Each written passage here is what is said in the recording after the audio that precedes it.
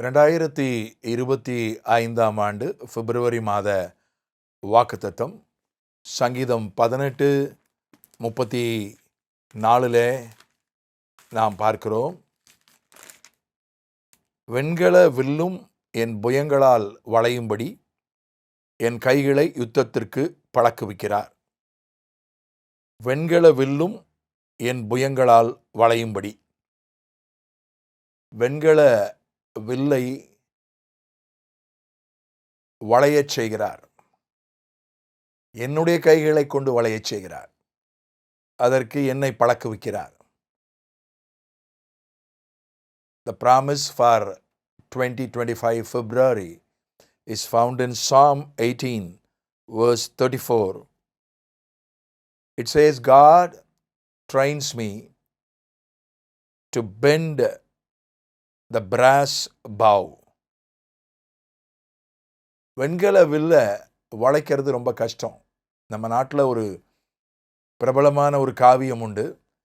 அதில் வில்ல உடைக்கிறவனுக்கு தான் ஒரு பெரிய வில், கடினமான வில், அதை யார் உடைக்கிறானோ அவனுக்கு தான் என்னுடைய மகளை திருமணம் செய்து கொடுப்பேன் என்று ஒரு ராஜா அறிவித்தாராம்.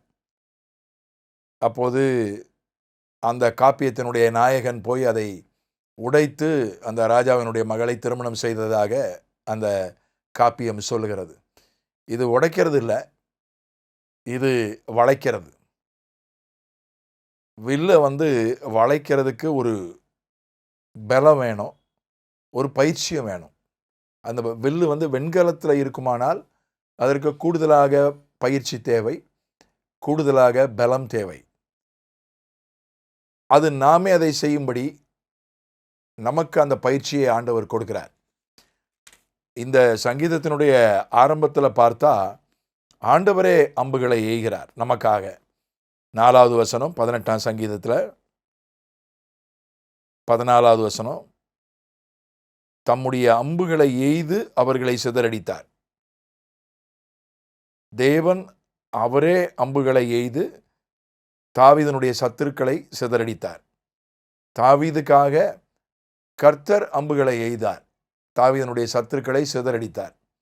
அது ஒரு கட்டம். அடுத்த கட்டம், தாவீதையே ஆண்டவர் பழக்குவித்தார். தாவீதின் கதை நமக்கு தெரியும். கவன் கல்லை வைத்து கோலியாத்தை வீழ்த்தின கதை தெரியும். ஆனால் அதன் பிறகு அவன் பயிற்சி பெற்றான். காலமெல்லாம் கவன் கல்லை மட்டுமே வைத்துக்கொண்டு காலத்தை ஓட்டவில்லை. சிலர் அப்படி நினைச்சிடுறாங்க. நாம் காலமெல்லாம் அதை தானே ஆண்டவர் பயன்படுத்தினாரு. கவன் கல்லும் அதுவும் ஒரு கலை தானே, அதுவும் கவன் கல்லும் ஒரு ஆயுதம் தானே. ஆண்டவர் அதை பயன்படுத்தி தானே அவ்வளோ பெரிய ராட்சசனையை வீழ்த்தினார், அது போதும் என்று நினைக்கிறவர்கள் உண்டு.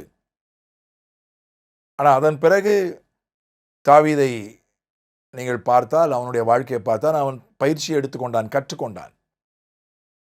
எப்படி பட்டயத்தை பயன்படுத்துவது, எப்படி அம்புகளை எய்வது, எல்லா பயிற்சியும் அவன் பெற்றதாக பின்னால வசனங்களிலே படிக்கிறோம். அதனால ஆண்டவர் முதலாவது அவர் நமக்காக ஒன்றை செய்கிறார். நமக்காக யாவை அவர் செய்து முடிக்கிறார்.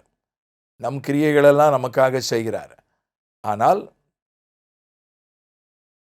அதன் பிறகு நாம் வளர வேண்டும். நாமே சில விஷயங்களை செய்ய வேண்டும். சில விஷயங்களை கர்த்தர் தான் செய்ய முடியும் நம்முடைய வாழ்க்கையில். மனிதனால் கூடாதவைகள் அப்படின்னு ஒரு பகுதி இருக்கு வாழ்க்கையில். எல்லாருடைய வாழ்க்கையிலும் மனிதனால் கூடாதவைன்னு ஒரு பகுதி இருக்கு. அதை அவர் தான் செய்ய முடியும், அதை நாம் செய்ய முடியாது. ஆனால் மனிதனால் கூடியவை, மனிதனுக்கு இது சாத்தியம் என்று சொல்லக்கூடிய விஷயங்களும் நம்முடைய வாழ்க்கையில் உண்டு. அது ஒருவேளை நமக்கு சாத்தியம் இல்லாமல் இருக்கலாம். அதனால தான் அவன் சொல்கிறான், உம்மாலே ஒரு சேனைக்குள் பாய்வேன் என்று சொல்கிறான். அதெல்லாம் ஒரு நபர் ஒரு சேனைக்குள்ளே பாய்வது மனுஷகத்தில் சாத்தியம் இல்லை. 18ஆம் சங்கீதத்தின் காரியங்களை சொன்னால் அது ரொம்ப நேரமாகும். அதனால் ஆண்டவர் என்ன செய்கிறாரு, முதல்ல அவரே அம்புகளை எய்து அவரே சத்துருக்களை முறியடித்து தாவீதை விடுதலை செய்கிறார். நம்முடைய வாழ்விலும் அப்படிதான். ஆரம்ப நாட்களிலே, கடந்த காலங்களிலே அவரே எல்லாவற்றையும் செய்தார். ஆனால் நாம் வளர வேண்டும். நாம் சில காரியங்களை செய்ய வேண்டும். அதற்கான பலத்தையும் பயிற்சியையும் ஆண்டவர் கொடுக்கிறார். இந்த சங்கீதத்தில் நாம் பார்க்கிறோம், 32ஆம் வசனத்தில், பலத்தால் அவர் என்னை இடை கட்டுகிறார் என்று சொல்லப்பட்டிருக்கிறது. நாம் பலவீனமானவேன்னு உட்கார்ந்து இருக்காம, அவர் நம்மை பலத்தால் இடை கட்டுகிறார். கால்களை மான்களின் கால்களைப் போல் ஆக்குகிறார். 33ஆம் வசனம் சொல்கிறது. கால்களை ஆயத்தப்படுத்துகிறார், பலப்படுத்துகிறார். இடுப்பை பலப்படுத்துகிறார். இடுப்பு என்பது பலத்துக்கு அடையாளம். கால்கள் நிற்பதற்கு, ஓடுவதற்கு ஆவிக்குரிய பொருள் அதற்கு உண்டு. அதன் பிறகு நம்முடைய கைகளை யுத்தத்துக்கு பழக்க வைக்கிறார். அதே விஷயம் 144ஆம் சங்கீதத்திலும் சொல்லப்பட்டிருக்கிறது. 144ஆம் சங்கீதம் 1வது வசனத்தில் சொல்லப்பட்டிருக்கிறது. என் கைகளை போருக்கும் என் விரல்களை யுத்தத்திற்கும் படிப்பிக்கிற என் கண்மலையாக கர்த்தருக்கு ஸ்தோத்திரம். இங்கே இன்னொரு கையை பார்க்கிறோம். 144ஆம் சங்கீதத்தில் 8ஆம் வசனத்தில், மாயையை பேசும் வாயும் கள்ளத்தனமான வலது கையும் உடைய அந்நிய புத்திரரின் கைக்கு என்னை தப்புவியும். அந்த வசனம் மறுபடியும் சொல்லப்பட்டிருக்கு. மறுபடியும் 11ஆம் வசனத்தில் சொல்லப்பட்டிருக்கு. கள்ளத்தனமான கை.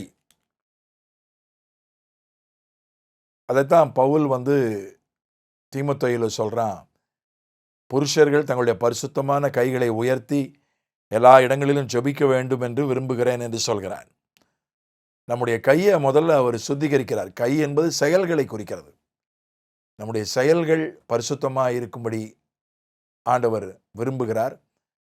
முதல்ல நம்முடைய செயல்களை அவர் சுத்திகரிக்கிறார். உலகத்தார் சிலருடைய செயல்கள் எல்லாம் கள்ளத்தனமானதாக இருக்கிறது. கரைபடிந்த கரம் அப்படின்வாங்க, கரைபடியாத கரம் அப்படின்வாங்க. என் கைகளின் சுத்தத்துக்கு தக்கதாக 18ஆம் சங்கீதத்தில் அவன் சொல்கிறான், என் கைகளின் சுத்தத்துக்கு தக்கதாக எனக்கு பதிலளித்தார் என்று சொல்கிறான். முதல்ல கையை சுத்திகரிக்கிறார், நம்முடைய செயல்களை சுத்திகரிக்கிறார். அதன் பிறகு நமக்கு பயிற்சி கொடுக்கிறார், பழக்க வைக்கிறார், கற்றுக் கொடுக்கிறார், பலப்படுத்துகிறார். வெண்கல வில்லை எது நமக்கு முடியாததா இருந்ததோ, இதுவரைக்கும் எது நமக்கு கஷ்டமானதாக இருந்ததோ, அதை இந்த பிப்ரவரி மாதத்தில் அது சாத்தியமானதாக அது கைகூடும்படி செய்வார்.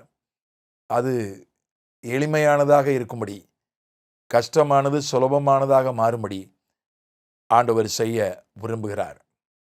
பிதாவே, இயேசுவின் நாமத்தில் இந்த பிப்ரவரி மாதத்துக்காக நன்றி செலுத்துகிறோம்.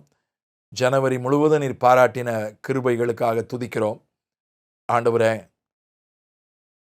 வாக்குத்தத்தத்தின்படி வெண்கல வில்லுகள், எங்கள் வாழ்வில் இருக்கிற வெண்கல வில்லுகள் வளைக்கப்படும்படியாக நாங்கள் ஜெபிக்கிறோம். வெண்கல வில்லை வளைப்பது இதுவரை கூடாத காரியமாக இருந்திருக்கலாம். இதுவரை அது கடினமான காரியமாக இருந்திருக்கலாம். நாங்கள் முயற்சித்து பார்த்து அதை விட்டிருக்கலாம்.